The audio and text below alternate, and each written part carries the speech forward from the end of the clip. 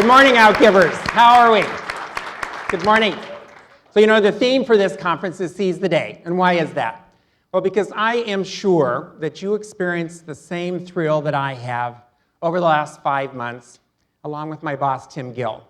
On election night, Tim emailed me at 4 a.m. and said, "I am so excited, I can't sleep." And I knew exactly what he meant. Let's just think about this. The election of Tammy Baldwin to the U.S. Senate. Love it, right? Kirsten Sinema and Mark Takano, among others, to the U.S. House. And the first or only openly gay state lawmakers in North Dakota, South Dakota, West Virginia, New Mexico, Texas, Pennsylvania, Florida. How's that for a list? Pretty great, huh? And then that incredible cascade of marriage wins: Maryland, Maine, Minnesota, and Washington State. Oh, yes, and that president that supports same-sex marriage getting reelected. And can I just say, yes, exactly, for us Coloradans, just saying, flipping the House and paving the way for an openly gay speaker and the passage of civil unions. God knows that's enough to keep me elated for days. But then think about this, the news of other progressive victories. We passed marriage and the DREAM Act in Maryland. In Minnesota, we defeated the anti-gay marriage initiative and the voter ID measure. And all across this country, common sense triumphed over fear, rationality over demagoguery. As our good friend Rachel Maddow said, we had a choice and said no. No to divisive and degrading labels like takers and illegals. No to inaccurate terms like special rights. And no to phony threats like voter fraud. Money didn't buy this election, and voter suppression didn't wreck our democracy this time out. Since this election, I have felt this incredible sense of unity and possibility and the hope that comes with that. An awareness that the LGBT movement is now on the forefront of change in this country, with an emerging pro-equality majority backing us. And with this new influence, a responsibility to lead. A realization that our opponents, who for far too long have used one wedge after another to divide us, finally failed at that game. But deep inside, what I've also felt is this pulling on history. All the inspiration, inheritance, and instruction that I have received as a gay activist from so many other movements over the last 36 years. And then how about that inaugural address, right? Seneca Falls, Selma, Stonewall. It touched us all because no one was left behind.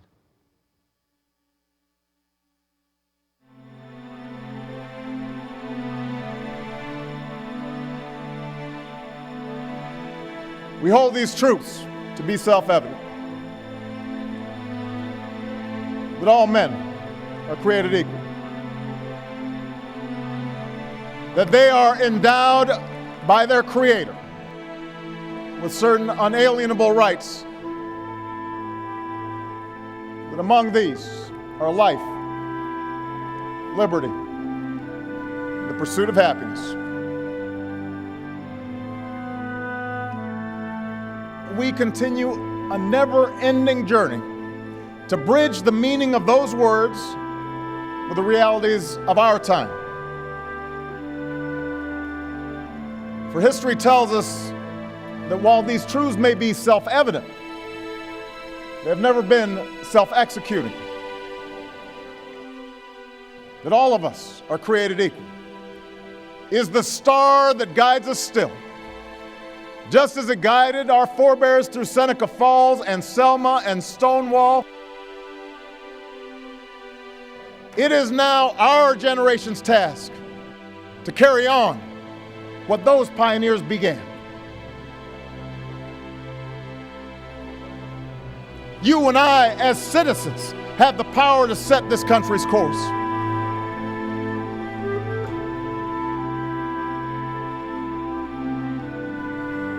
You and I, as citizens, have the obligation to shape the debates of our time. with common effort and common purpose, we, the people,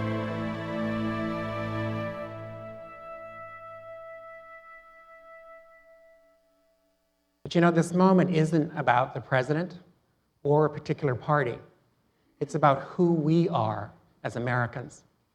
It's about embracing as our moral measure for the country as well as our own movement, the well-being of every person, including the most vulnerable and disadvantaged. And what is the country facing? The biggest wealth gap in 80 years, diminishing upward mobility for the middle class and the working poor, dogged efforts to roll back the right to vote, the very essence of our democracy, and a relentless assault on the fundamental right to self-determination, control of your own body, of women and girls, and a broken immigration system that dehumanizes people and that denies our heritage as a nation of immigrants that's been enriched and strengthened through the diversity that has brought us.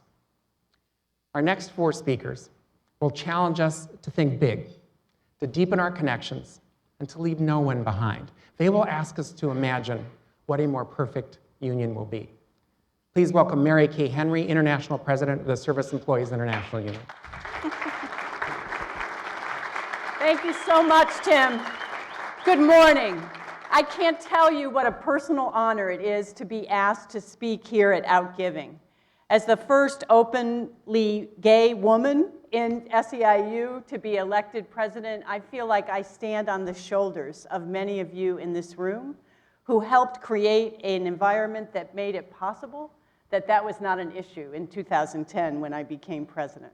So I thank you for honoring me, and I am inspired to be here with Sandra, Fluke, and Rashad, and Janet, leaders who had not only dared to imagine, but who are on the front lines of a fight to build a more just and humane society. I think Tim is absolutely right. November 6th was an incredible night. And I have to say, as I stood in Chicago that night, it made me think about 2004 at our union's convention in San Francisco when 3,000 member leaders from all across the US, Canada, and Puerto Rico gathered to debate whether our union should take a public position on marriage equality. I remember the first registered nurse who took the mic, her hands shaking and tears going down her eyes, saying, I have to tell you, I've never really supported these people. But I don't think it's right as a registered nurse that I could lose my license and not be allowed to call the 30-year partner of the woman who is coding in the intensive care unit. I remember the janitor who took the mic and said, I've not told anybody this, but I think it's time you all know I'm a gay man, and that living with that secret isn't right, and I want to build my union to be more equal and just for all of us. So he turns to his executive board, who he served with for 20 years, and comes out in front of all of us. And I was proud to stand with my partner of 20 years, Paula McKellow, and claim my faith as a Catholic and speak to the leaders on our floor who had a religious objection against same-sex marriage and talk about how we had to rise above the bigotry that was dividing us and think about the 1,100 economic rights that are conveyed through the legal part of marriage. And I was incredibly proud when the hands went up that there was near unanimous support in our union for becoming public for marriage equality. And it reminded me again, as we made the advance in 2012, what Kate said in the opening, that there were years and years of struggles that made it possible because SEIU members had the courage to come out and tell their story in bargaining table and organizing campaign and union meeting. And they bargained anti-discrimination language and domestic partner health care benefits and making sure that same-sex partners could have access to pension benefits long before city and state laws were passed as a way to establish how we are all equal. But despite these victories and our hard work to achieve them, we know that our country is still in a severe economic crisis. Real wages are declining, our economy is stuck in the mud, And what little income growth is occurring in the economy is going to the top. More and more Americans are having to string together 2 and 3 minimum wage jobs just to make ends meet. And for hardworking men and women all across our country, the once clear vision of a path to the middle class is completely gone. And retirement security for young people is some antique relic of their grandparents. It's replaced by the reality that most of us are going to be working into our 70s and 80s. And for our parents, the hope that the next generation is going to do better than we've done is a bygone dream. We know that the way to reinvigorate the economy is to put more money in the hands of workers and consumers. Not all corporations need that money. That is what we have to do to create jobs, to rebuild the middle class and restore prosperity for future American. And that's why we need workers' right to collectively bargain their wages up so that wages can rise for everyone again. As a labor organizer in native Detroit, I was heartbroken when the Michigan legislature passed right to work in December of last year. And days later, in the same legislature, laws were passed that renewed the attack on women's reproductive health, restricted LGBT adoptive rights, and encouraged gun-concealed weapons to be extended to schools, churches, and daycare centers. At a moment when so many different communities should have been uniting outside of the state capitol and standing shoulder to shoulder, we stood alone, divided and apart, and not conscious of our collective fights. In the space of 1 week in the state of Michigan, they managed to attack all of our core values as progressives. But this is not just about Michigan. This is about how we choose to fight going forward. We could continue our transactional politics, each of us organizing separately and sometimes coming together for a moment on each other's issues. And over the long term, we will pass marriage equality, but we may not stop right to work from overtaking the nation or harsh state immigration laws from being passed. Or we could choose transformational politics, organizing ourselves around a common set of values that inspire our individual movements and speak to our collective commitment to freedom, equality, and dignity for all people. Over the last 3 decades, I've been proud to participate with LGBT movement as we've led the way to change the conversation from special rights to freedom, dignity, and equality. The LGBT equality movement has gone from defense to offense, and in the process has weathered setbacks and pressed forward to major victories. Now, imagine a future where full equality for LGBT people is achieved, inclusive health care, marriage equality, job protections, adoption opportunities. And instead of saying, that's enough, we've done our job, we've asked, how can we achieve more together? How can we help the workers in this country tackle the grossest income inequality in our generation? How can we achieve a shared vision where LGBT people, women, immigrants, and all people of color sit squarely at the nation's table of shared prosperity? This is transformational politics. We can do it. I know we can. But we have to start asking these questions now. Let's be clear. Transformational politics is not about the recognition that our various movements are deeply tied together. It's about both the unity of purpose and a unity of shared response. Let me describe one such example. This past fall, as Tim said, voters in Minnesota faced an attack on voting rights and an anti-marriage discrimination initiative. And I have to say there's always been a struggle in our SEIU membership about how many issues can we fight on and educate each other about at the same time. And after witnessing what's happened in state after state in dividing us on these initiatives, we decided to run a Both on No campaign and target the Latino, Somali, all Ethiopian and African American communities to educate why the attack on voting rights was linked to the attack on marriage discrimination. And Mitch Arzacon, a hospital receptionist in SEIU Mayo Clinic in Rochester, talked about how hard it was for her to begin these conversations, because she's used to talking about making sure that there's protection on discrimination in voting, and that was a relatively easy conversation. She had to muster up a lot more courage to talk to coworkers who she'd never discussed marriage equality with. And she found those conversations in her hospital and clinic and neighborhood and church transformational. And that's how we won, because we worked together in moving the hearts and minds of people through issues that people care about and then expanding how they can move. Just think about what it could have been different in Michigan if outside that state house we understood the attack on each one of our communities was attack on us all.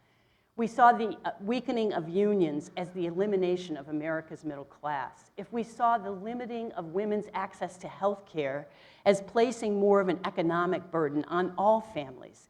If we saw the so-called voter ID laws as a blatant attempt to suppress people of color, students, and senior citizens at the ballot box. We saw the attempts to pass constitutional bans on same-sex marriage as just another way to prevent equality.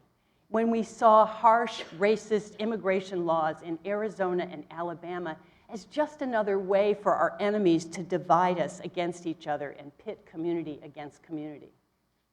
I think Tim said it best. Election night 2012 was our movement's triumph over fear.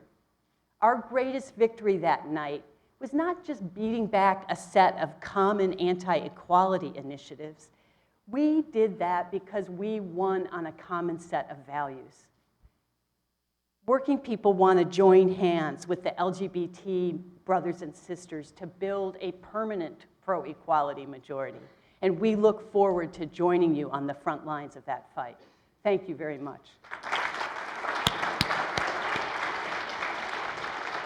Please welcome Rashad Robinson, Executive Director of Color of Change.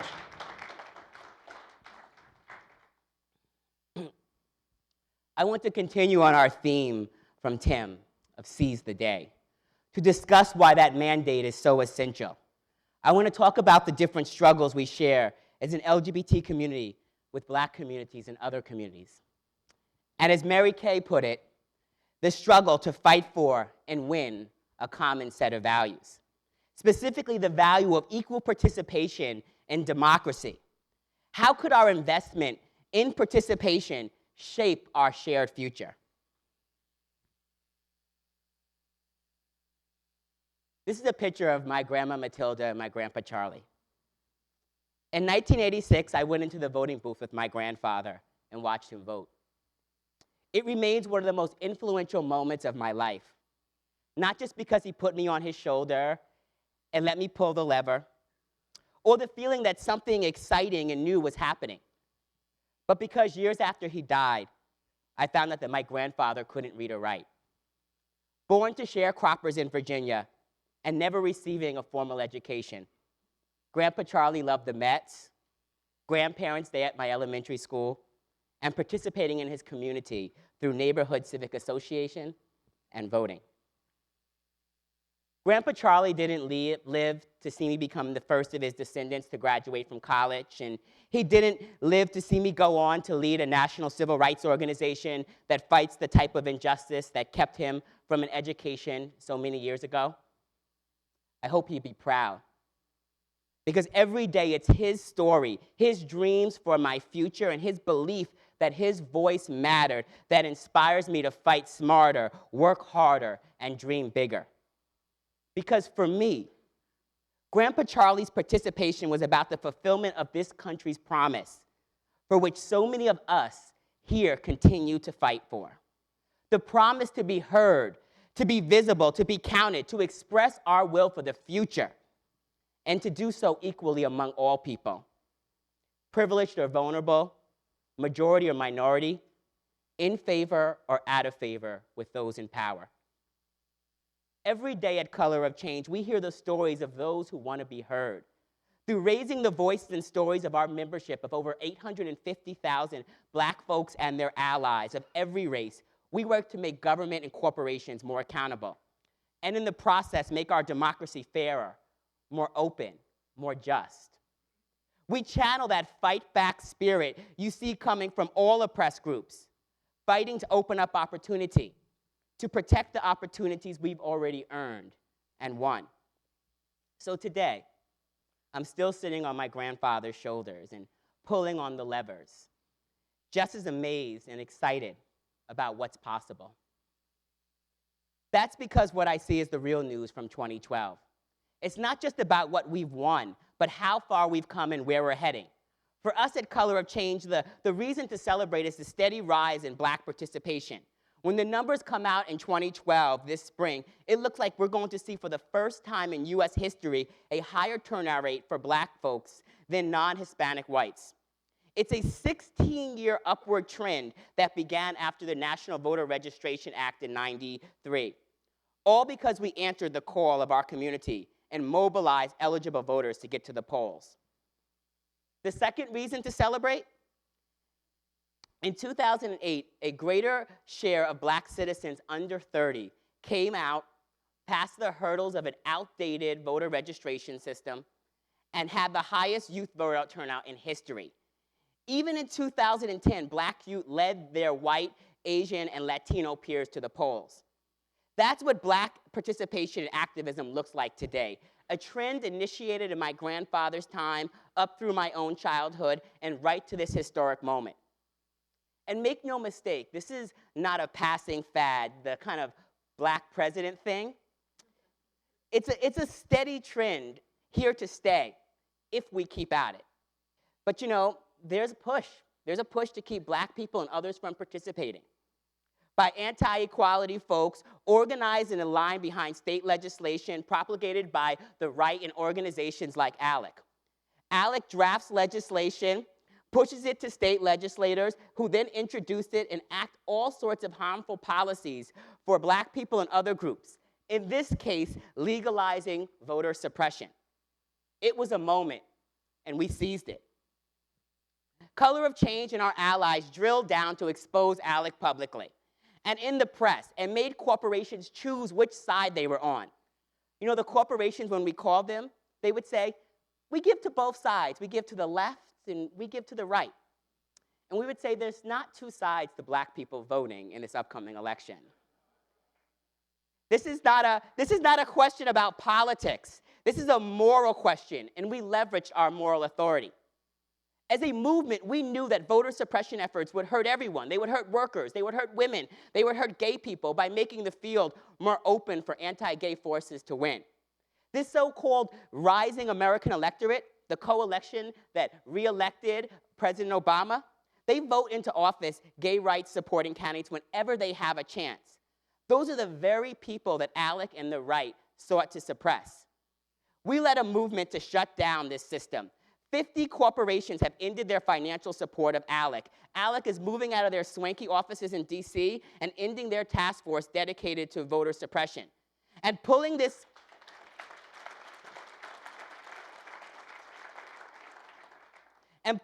off actually increased our collective fight back spirit, our momentum for greater participation. This is exactly why we need fight back organizations.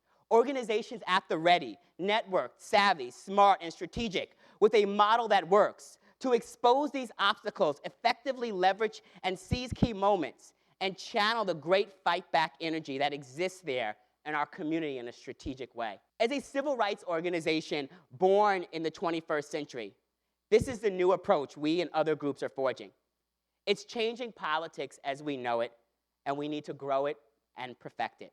One, we must leverage movement-building moments, obstacles and oppositions to our progress that can serve as moments that spark and fuel movements, to make the connection between events that happen in the world and what's at stake for our family, our friends, our communities, something people will fight for.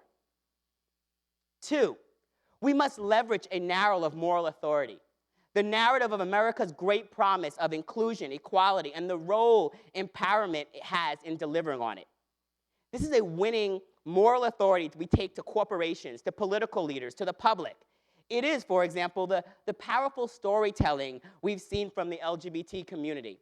which has moved so many to do the right thing. 3, we must leverage technology and the new platforms of our time for mobilizing constituencies, for jumping on opportunities. We must use technology like never before to leverage these moments into movement-building moments. And lastly, we must leverage solidarity. The spirit of the rising American electorate, millennials, and so many in our society that express this today, seeing ourselves as connected and our struggles as connected, and therefore our actions needing to be concerted, coordinated, and collaborative. This is how we can drive greater and greater participation and also protect the rates and quality participation we are seeing taking off today. And why must we continue to drive Black participation in the rising American electorate? Because, my friends, there's a fundamental truth. When oppressed people win, they win for everyone. We have all benefited from the civil rights struggle, from the achievements of Black folks and their allies organizing. What would the gay rights movement look like without the roadmap created through legislative, legal, and cultural wins of the 50s, 60s, and 70s? We've all benefited from feminism, from marriage equality, from labor's many fights across the last 100 years. This whole rising American participation, it's good. So many groups coming out from the margins, people who are expressing values we believe in, the aspirations we want to support, the thoughts and attitudes we've fought so long for people to embrace. Black people are essential to this electorate and its impact. So are gay people, women, workers, immigrants. Together we have a historic chance to change America for the better, to lay down an enduring set of common values, as Mary Kay said. At times, our struggles are different, and at times they are similar. But they are always linked, and no one group can move forward on its own, no matter how far ahead of others or how independent we think we are. It's a lesson we've learned. And this is progress right here. From me on my grandfather's shoulders a generation ago to this child with his 2 moms today. Yet in just a period of weeks, the Supreme Court looked at challenges to marriage equality and challenges to the Voting Rights Act. It was no accident. We must be vigilant over opportunities for progress and opportunities that would set us all back. We all know how easily real victories can become nothing more than a shell of one as it gets gutted by 1,000 cuts. Inside over time, it's happened to gay and transgender people, to women, to immigrants, and Black people know this pattern all too well. None of us have any illusions that marriage equality is a huge step towards safety and freedom. A step, but not the end of our road. We must all remain invested or even up our investments in the participation of this coalition that will keep us moving down the road towards greater and fairer equality. We all sit on the shoulders of those who came before us, and we learn from them to fight back, to seize the day. And we must stand shoulder to shoulder right now, together, even when it's tough. That is the only way that we will win. We must turn this moment we face today into a shared movement. That is how we'll make this country's promise real for all of us. Thank you. Thank you. Please welcome social justice activist Sandra Fluke.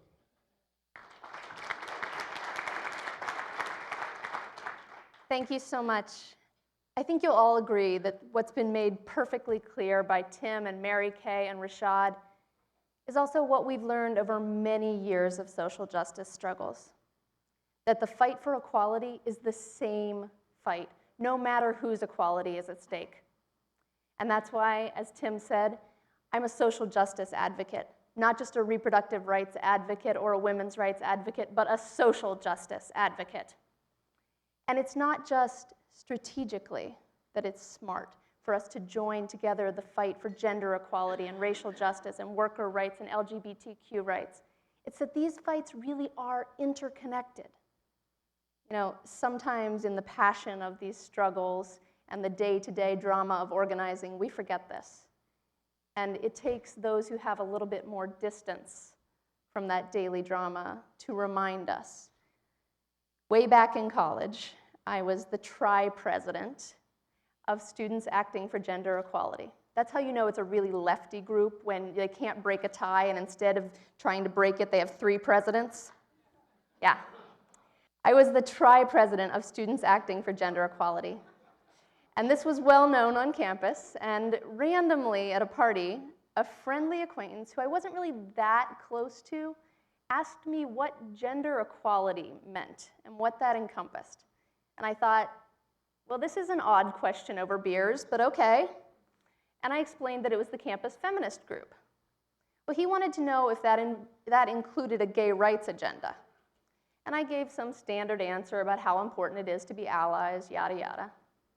And he seemed sort of confused, but thankfully, my answer must have been enough for him to decide that I was a safe person to talk to, because on the basis of him knowing that I was a gender equality advocate, he proceeded to come out to me in front of all of our friends at this party, and that was the first time he'd ever done that on campus.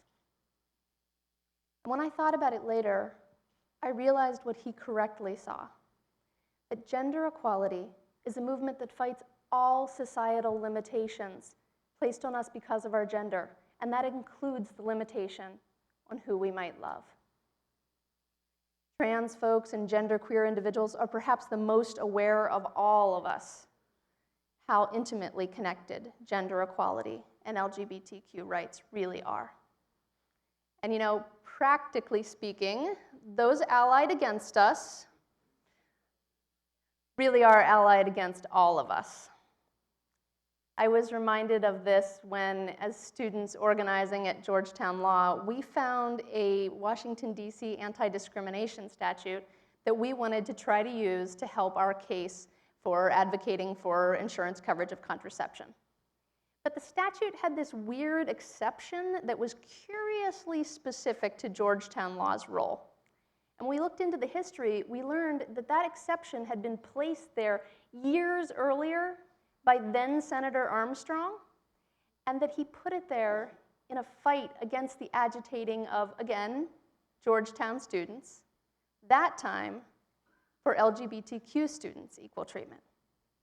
And in fact, since then, Senator Armstrong had returned home to Colorado, where he was a big backer of Amendment 2, the anti-LGBTQ ballot initiative that was later declared unconstitutional in a landmark Supreme Court case, Romer v. Evans.